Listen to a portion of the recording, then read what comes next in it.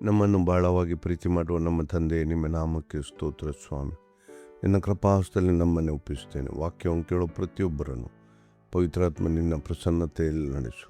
ನಿನ್ನ ಸಹಾಯವಿಲ್ಲದೆ ನಿನ್ನ ವಾಕ್ಯಗಳು ತಿಳ್ಕೊಳ್ಳೋದು ಅಸಾಧ್ಯವಾಗಿದೆ. ಅದೇ ರೀತಿ ವಾಕ್ಯವನ್ನು ಬೋಧಿಸು. ನನಗೂ ಪವಿತ್ರಾತ್ಮನೇ ಸಹಾಯ ಮಾಡು. ನಿನ್ನ ವಶದಲ್ಲಿಟ್ಟು ನನ್ನ ನಡೆಸು. ನನ್ನ ಬಾಯಿಂದ ಬರುವ ಪ್ರತಿಯೊಂದು ಮಾತುಗಳು ನಿನ್ನದಾಗಲಿ. ಕೊನೆಯ ತನಕ ನಿನ್ನ ವಶದಲ್ಲಿಟ್ಟು ನನ್ನ ನಡೆಸೆಂದು ಬೇಡುತ್ತಿದ್ದೇನೆ.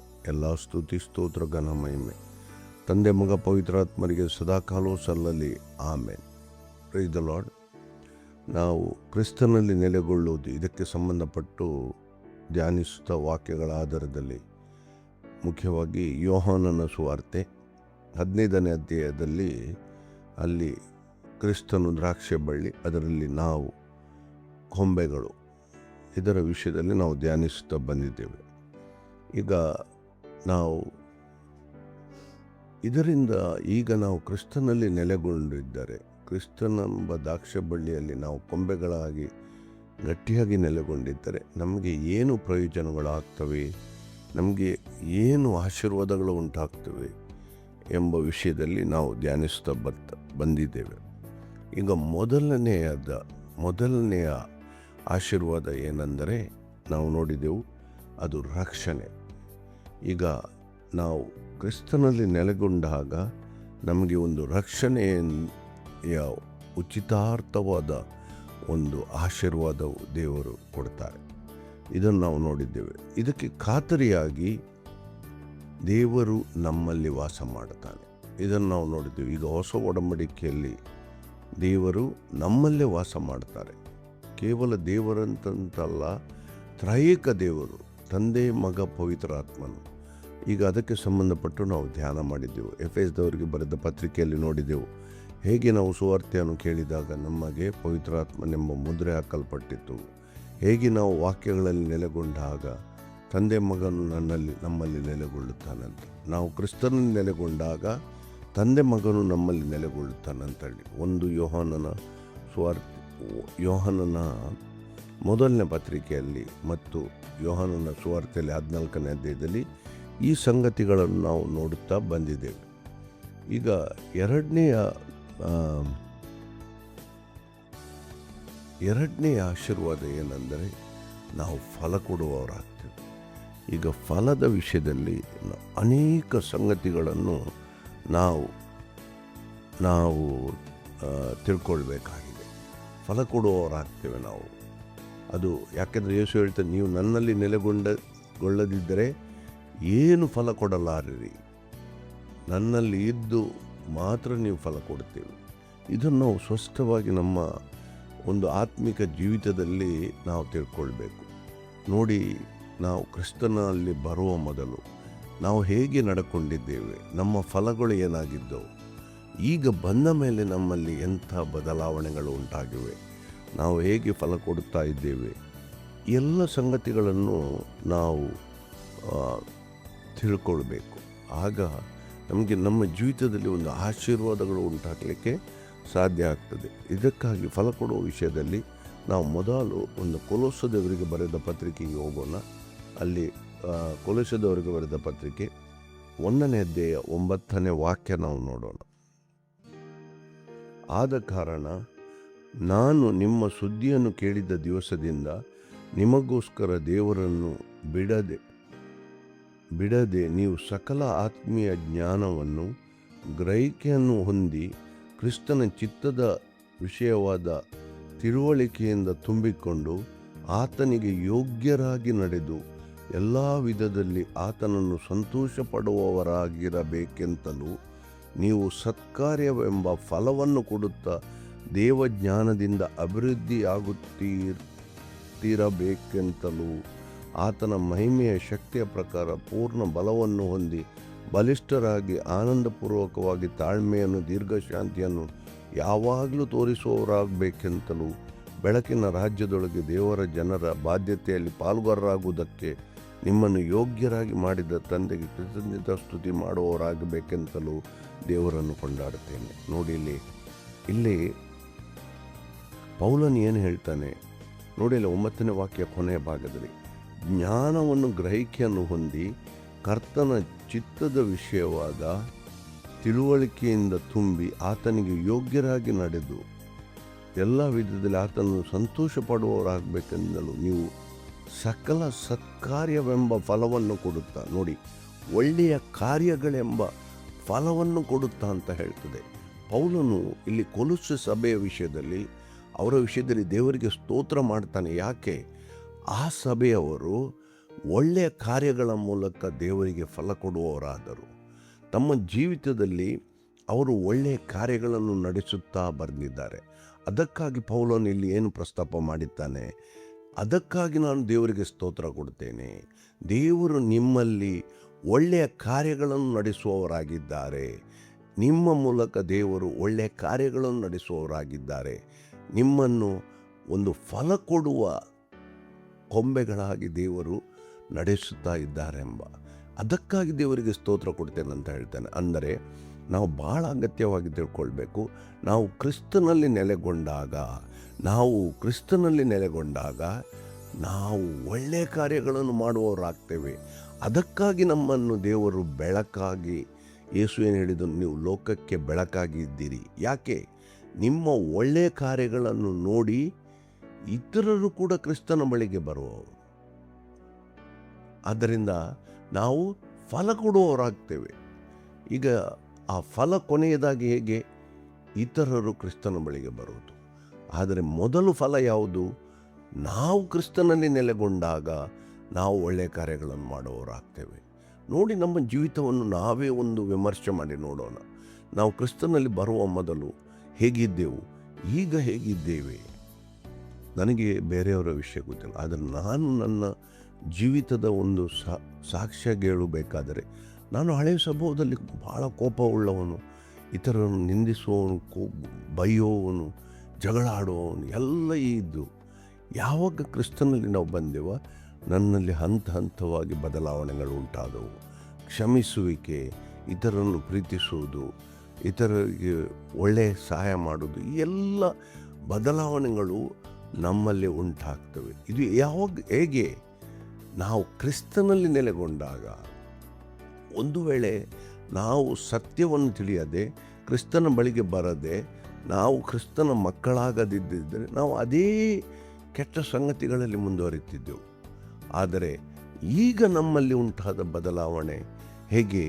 ನಾವು ಕ್ರಿಸ್ತನಲ್ಲಿ ನೆಲೆಗೊಂಡಾಗ, ನಾವು ಕ್ರಿಸ್ತನನ್ನು ರಕ್ಷಕನೆಂದು ಅಂಗೀಕರಿಸಿ ಪವಿತ್ರಾತ್ಮನ ಅಭಿಷೇಕವನ್ನು ಹೊಂದಿ, ಪವಿತ್ರಾತ್ಮನೆಂಬ ಮುದ್ರೆಯನ್ನು ಹೊಂದಿಕೊಂಡಾಗ ನಮ್ಮಲ್ಲಿ ಬದಲಾವಣೆಗಳು ಉಂಟಾದವು.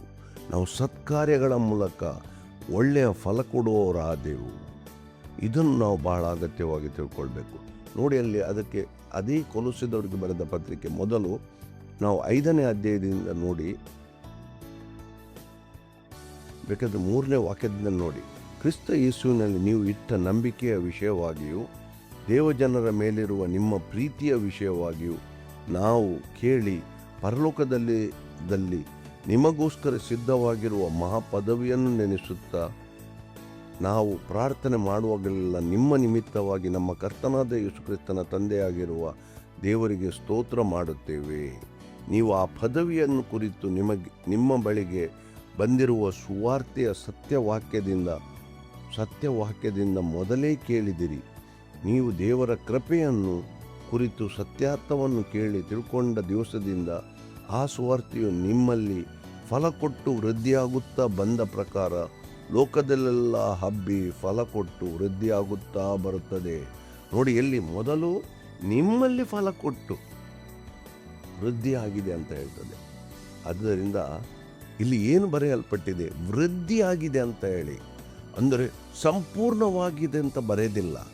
ವೃದ್ಧಿ ಅಂದರೆ ಹಂತ ಹಂತವಾಗಿ ನಾವು ಬೆಳೆಯುತ್ತಾ ಇದ್ದೇವೆ, ಹಂತ ಹಂತವಾಗಿ ನಾವು ಫಲ ಕೊಡುತ್ತಾ ಹೆಚ್ಚು ಫಲ ಕೊಡುವವರಾಗಿದ್ದೇವೆ.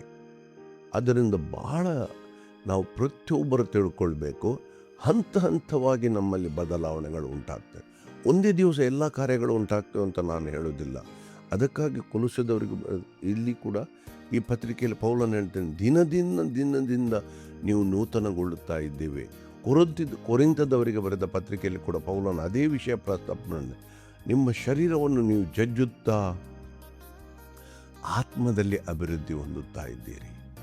ಅದು ದಿನದಿಂದ ದಿನ ನೂತನಗೊಳ್ಳುತ್ತಾ ಇದೆ.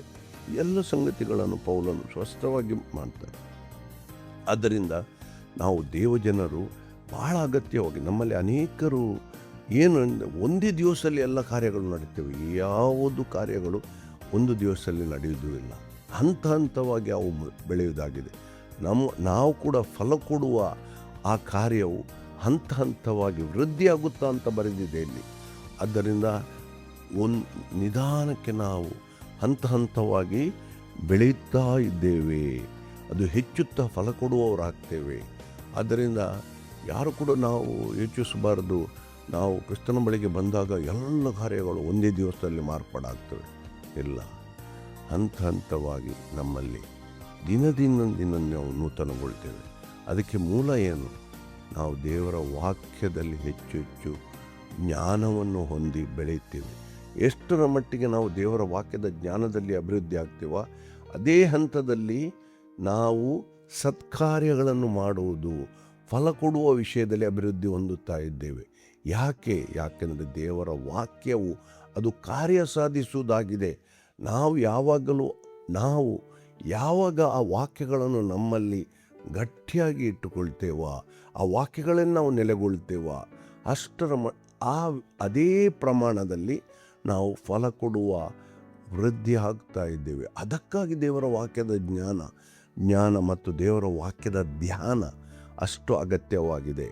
ಇನ್ನೊಂದು ವಾಕ್ಯ ನಾವು ನೋಡೋಣ. ನೋಡಿ, ಹಂತ ಹಂತವಾಗಿ ಬೆಳೆಯುವ ವಿಷಯದಲ್ಲಿ ಪೌಲನು ಕೊರಿಂಥದವರಿಗೆ ಬರೆದ ಮೊದಲನೇ ಪತ್ರಿಕೆ 9ನೇ ವಾಕ್ಯದಲ್ಲಿ ನಾವು ನೋಡೋಣ. 26 ಮತ್ತು 27. ಪೌಲನು ಕೊರಿಂಥದವರಿಗೆ ಬರೆದ ಪತ್ರಿಕೆ ಮೊದಲನೇ ಪತ್ರಿಕೆ 9ನೇ ಅಧ್ಯಾಯ 26 ಮತ್ತು 27ನೇ ವಾಕ್ಯ.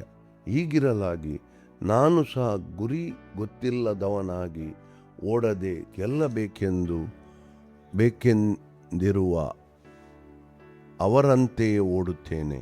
ನಾನು ಗಾಳಿಯನ್ನು ಗುದ್ದುವವನಾಗಿರದೆ ಗೆಲ್ಲಬೇಕೆಂದಿರುವವನಾಗಿ ಗುದ್ದಾಡುತ್ತೇನೆ. ಇತರರನ್ನು ಹೋರಾಟಕ್ಕೆ ಕರೆದ ಮೇಲೆ ನಾನು ಅಯೋಗ್ಯ ನೆನೆಸಿಕೊಂಡೇನು ಎಂಬ ಭಯದಿಂದ ನನ್ನ ಮೈಯನ್ನು ಜಜ್ಜಿ ಸ್ವಾಧೀನಪಡಿಸುತ್ತಿದ್ದೇನೆ. ನೋಡಿ, ಇಲ್ಲಿ ಪೌಲನು ಏನು ಹೇಳ್ತಾನೆ?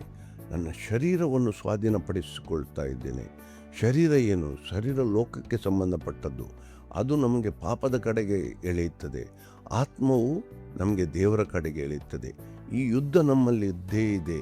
ಅದಕ್ಕಾಗಿ ಪೌಲನು ಇನ್ನು ಹೇಳ್ತಾನೆ, ನನ್ನ ಶರೀರವನ್ನು ನಾನು ಜಜ್ಜುತ್ತಾ ಇದ್ದೇನೆ. ನನ್ನ ಶರೀರವನ್ನು ನಾನು ಜಜ್ಜಿ ಸ್ವಾಧೀನಪಡಿಸ್ತಾ ಇದ್ದೇನೆ.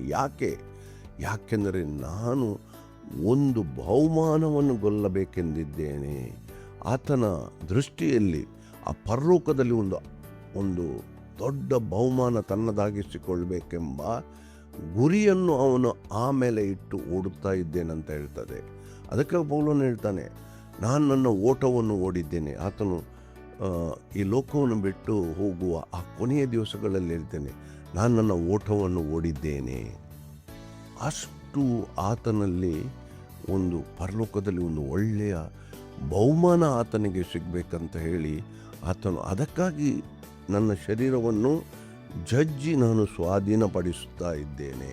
ಹಂತ ಹಂತವಾಗಿ, ಒಂದು ದಿವಸ ಅಲ್ಲ, ಎಷ್ಟು ವರ್ಷಗಳಿಂದ ಈ ಶರೀರವು ಕೆಟ್ಟತನದಲ್ಲಿ ನಡೆದುಕೊಂಡು ಬಂದಿದೆ. ಈಗ ಒಂದೇ ದಿವಸದಲ್ಲಿ ಇದನ್ನು ಪರಿವರ್ತನೆ ಆಗಬೇಕಂತ ಹೇಳಿದರೆ ಸಾಧ್ಯ ಇಲ್ಲ. ಅದು ಹಂತ ಹಂತವಾಗಿ ಸ್ವಾಧೀನದಲ್ಲಿ ಪಡಿಸಿಕೊಂಡು ಹೋಗಬೇಕು. ಮೊದಲು ನಾವು ನಮ್ಮಲ್ಲಿರುವ ಬಲಹೀನತೆಯನ್ನು ನಾವು ತಿಳಿದುಕೊಳ್ಬೇಕು. ತಿಳಿದಲ್ಲ, ನಾವು ಕೋಪ ಬರ್ತದೆ ನಮಗೆ, ಅದು ನಮ್ಮ ಶರೀರದ ಬಲಹೀನತೆ. ಆದರೆ ಕೋಪ ಬಂದ ಪರೀಕ್ಷೆ, ಅದಕ್ಕಾಗಿ ದೇವರ ವಾಕ್ಯ ಏನು ಹೇಳ್ತದೆ?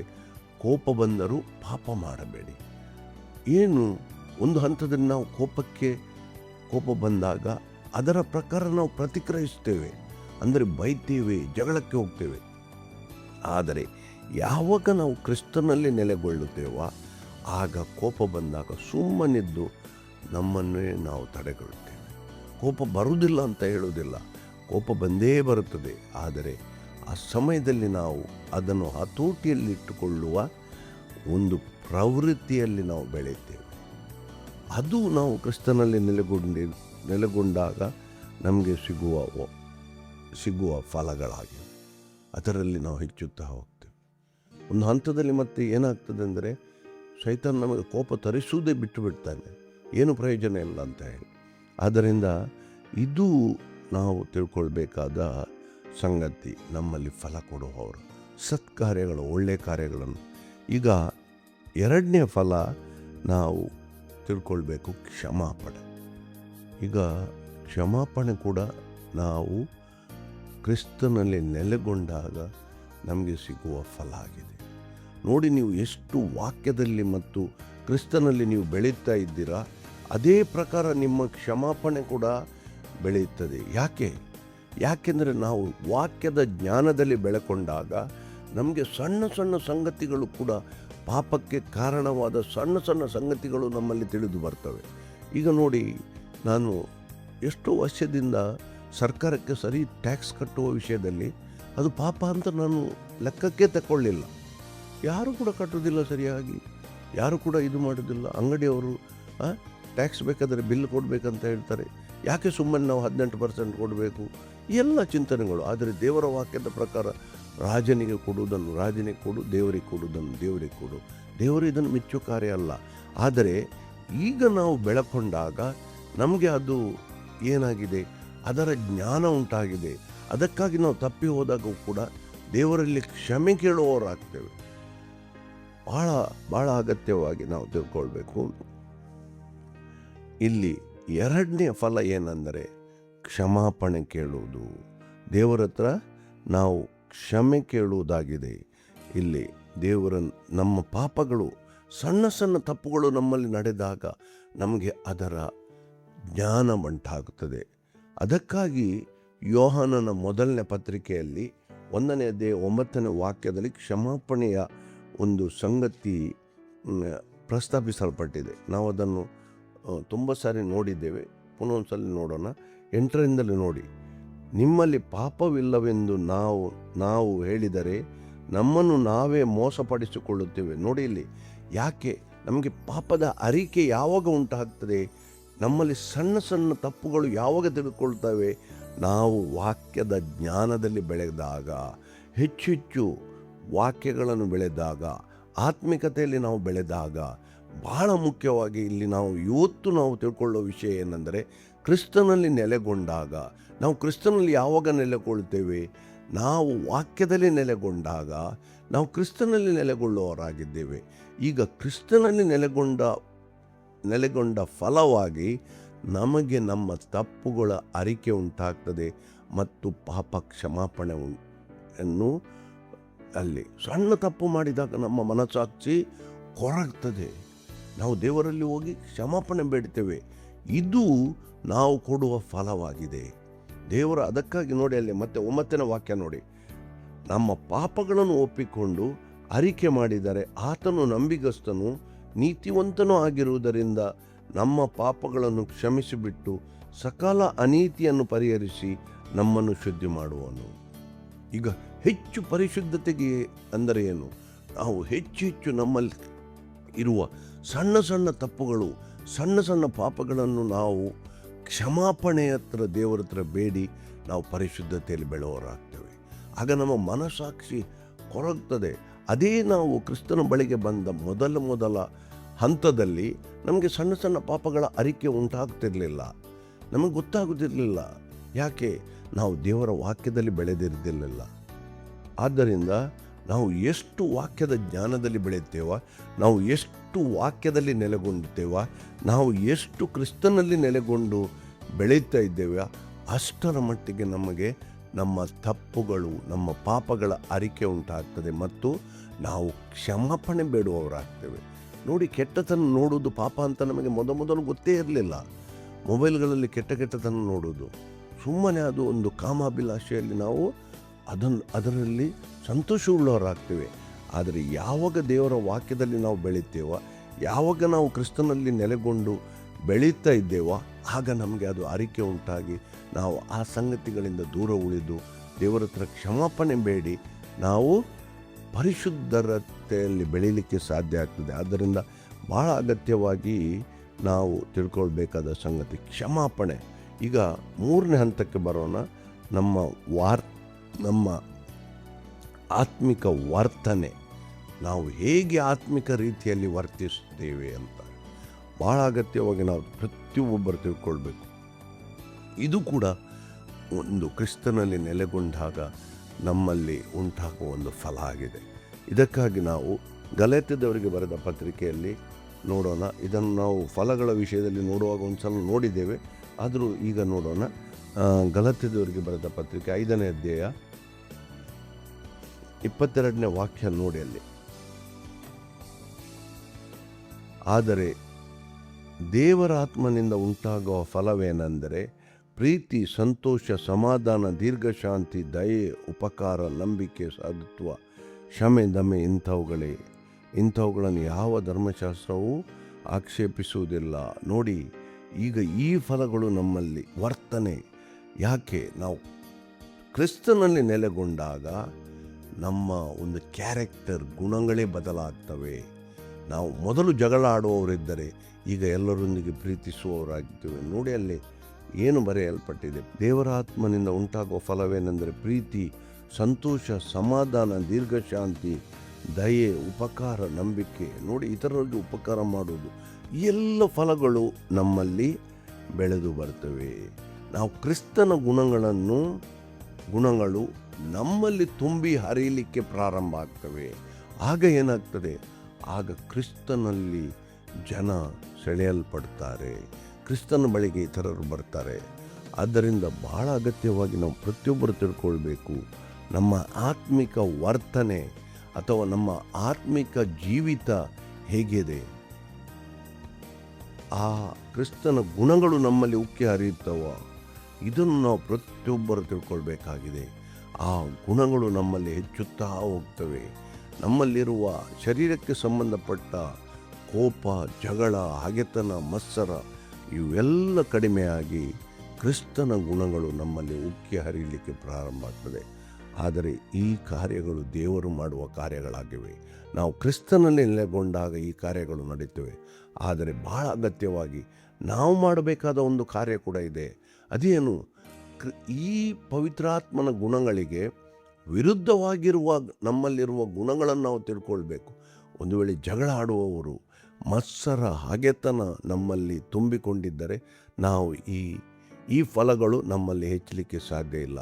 ಅಥವಾ ಕ್ರಿಸ್ತನಲ್ಲಿದ್ದ ಈ ಗುಣಗಳು ನಮ್ಮಲ್ಲಿ ಹೆಚ್ಚು ಹರಿದು ಹೋಗಲಿಕ್ಕೆ ಸಾಧ್ಯ ಇಲ್ಲ.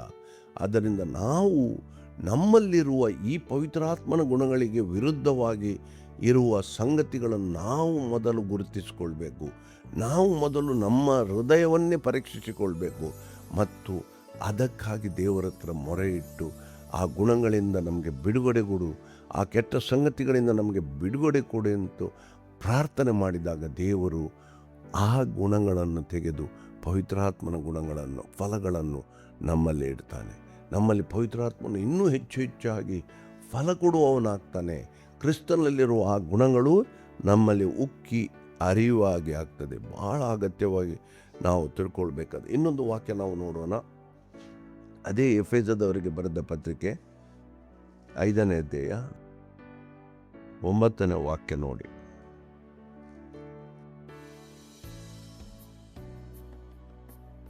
ಬೆಳಕಿನ ಫಲವು ಉಪಕಾರದಲ್ಲಿಯೂ ನೀತಿಯಲ್ಲಿಯೂ ಸತ್ಯದಲ್ಲಿ ಕಾಣಿಸಿಕೊಳ್ತದೆ. ನೋಡಿ, ಈಗ ಬೆಳಕಿನ ಫಲ ಅಂತ ಇಲ್ಲಿ ಬರೆಯಲ್ಪಟ್ಟಿದೆ. ಬೆಳಕು, ದೇವರು ಬೆಳಕಾಗಿದ್ದಾನೆ. ಅದರ ಫಲವು ಏನು? ಉಪಕಾರದಲ್ಲಿಯೂ. ನೋಡಿ, ಇಲ್ಲಿ ಸ್ಪಷ್ಟವಾಗಿ ನೋಡಿ, ಉಪಕಾರದಲ್ಲಿಯೂ ನೀತಿಯಲ್ಲಿಯೂ ಸತ್ಯದಲ್ಲಿಯೂ ಕಾಣಿಸಿಕೊಳ್ತದೆ. ನಾವು ಇತರರಿಗೂ ಉಪಕಾರ ಮಾಡುವ ಫಲದಿಂದ, ನೀತಿಯಲ್ಲಿ ನಡ್ಕೊಳ್ಳುವ ಫಲದಿಂದ ಮತ್ತು ಸತ್ಯದಲ್ಲಿ ನಾವು ನಡ್ಕೊಳ್ಳುವ ಫಲದಿಂದ ಕಾಣಿಸಿಕೊಳ್ತದಂತೆ ಪೌಲನು ಇಲ್ಲಿ ಹೇಳ್ತಾ ಇದ್ದಾನೆ. ಅದರಿಂದ ಬಹಳ ಅಗತ್ಯವಾಗಿ ನಾವು ಈ ಸಂಗತಿಗಳನ್ನು ನಾವು ತಿಳ್ಕೊಳ್ಬೇಕು. ನಮ್ಮಲ್ಲಿ ಈ ಫಲಗಳು ಉಕ್ಕಿ ಹರಿಯುತ್ತವೆ. ಕ್ರಿಸ್ತನಲ್ಲಿರುವ ಗುಣಗಳು ನಮ್ಮಲ್ಲಿ ಉಕ್ಕಿ ಹರಿಯುತ್ತವೆ. ಈಗ ಮುಂದುವರಿದ ಭಾಗವಾಗಿ ನಾವು ಇಬ್ರಿಯರಿಗೆ ಬರೆದ ಪತ್ರಿಕೆಗೆ ಹೋಗೋಣ. 13ನೇ ಅಧ್ಯಾಯ 15ನೇ ವಾಕ್ಯ ನಾವು ನೋಡಿ.